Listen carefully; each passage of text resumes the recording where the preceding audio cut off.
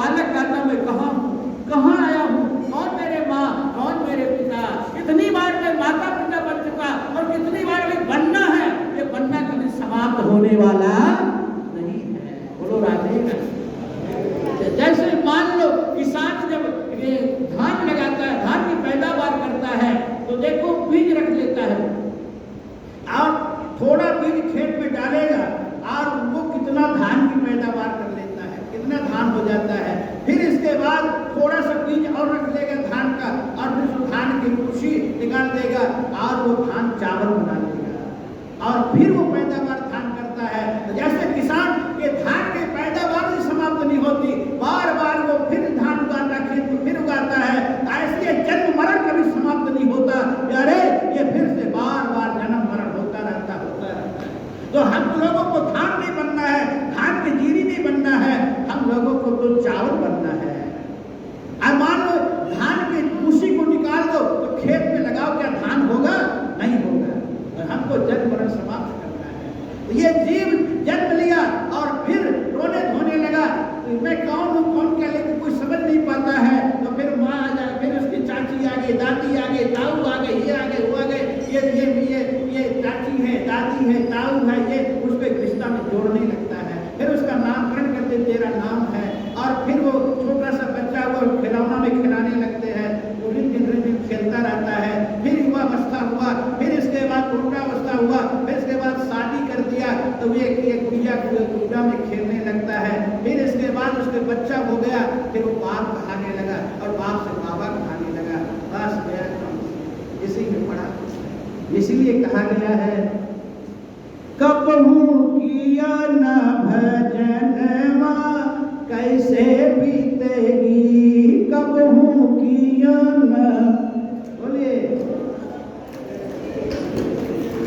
ये कबहू किया न भजनवा कैसे बीतेगी, कबहू किया न भजनवा कैसे बीतेगी। ये जइयो यम के भवन माँ कैसे बीतेगी, जइयो यम के भवन माँ कैसे बीतेगी। अरे वहाँ भी तो जाना है ना, जहाँ से आए हैं वहाँ क्या बताओगे। यहाँ तो बाल बच्चों के लिए दुकान मकान सब बना दिए, उनको निकम्मा कर दिए, लेकिन अपने लिए क्या बनाए हो। अरे ये सत्संग खुला है, ये सत्संग अपने लिए बनाया जाता है, ये बनने के लिए है। ये देखो तुलसीदास जी कहते संत समागम हरि कथा, तुलसी दुर्लभ दो सुत दारा अरु लक्ष्मी पापी के घर हो। देखो पुत्र पौत्र धन संपत्ति पापी घर भी हो जाता है, इसके लिए परिश्रम करने की जरूरत नहीं होती। और ये संत समागम भागवत में आया है, स्वर्गे सत्य च कैलासे वैकुंठे नास्तयं रसः अतः पिबन्तु सद्भाग्या मामुंचित कहरचित। सत्यलोक में, कैलाश में, वैकुंठ में, स्वर्गलोक में ये कथा वार्ता नहीं, ये यहाँ है और यहाँ के लोगों के लिए है। ये मत सोचो कि यहाँ से छोड़ चले जाए कौन मिलेगा, वहां नहीं मिलने वाला। तो ये सत्संग से हमारा जीवन बन रहा है, यही बना रहे हैं। नहीं तो अब यमराज के यहाँ जाओगे क्या बोलोगे, इसलिए भेजे हैं।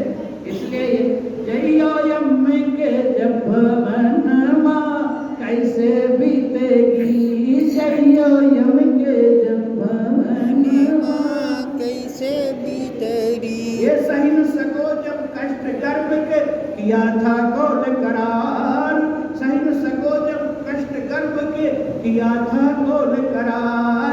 अब प्रभु तुम्हारा भजन करूंगा, आपने बोला था ना जब स्तुति किए प्रभु अब आप हमको उद्धार कर दोगे, जन्म दे दोगे तो मैं भजन करूंगा, लेकिन यहाँ आते भूल गए। प्रभु तुम्हारा भजन करूंगा, करो नरक से पार वायदा भूलो रे मेरी मनवा कैसे बीतेगी, वायदा भूलो रे मनवा कैसे बीतेगी। कैसे बीतेगी रे भैया कैसे बीतेगी, कैसे। और भजन क्या है, भज धातु सेवायाम, सेवा ही भजन है। केवल लेडी की माना झोली ले लो राम राम राम राम राम नमस्कार करो, ही भजन है। सेवा संत महापुरुषों की सेवा कर रहे हैं, अपने सास ससुर की सेवा कर रहे हैं, ये भी एक सेवा, ये भी एक भजन है।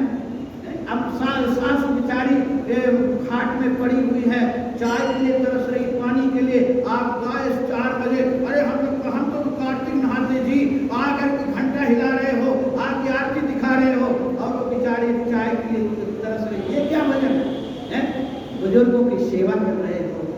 जो जिस घर में बुजुर्गों का सम्मान होता है, जिस घर में बुजुर्गों का कदर होता है, वो घर स्वर्ग हो जाता है। बोलो राधे राधे। जिस घर में बुजुर्गों का कदर नहीं होता है, अपमानित होता है, वो घर नहीं, वो नरक हो जाता है।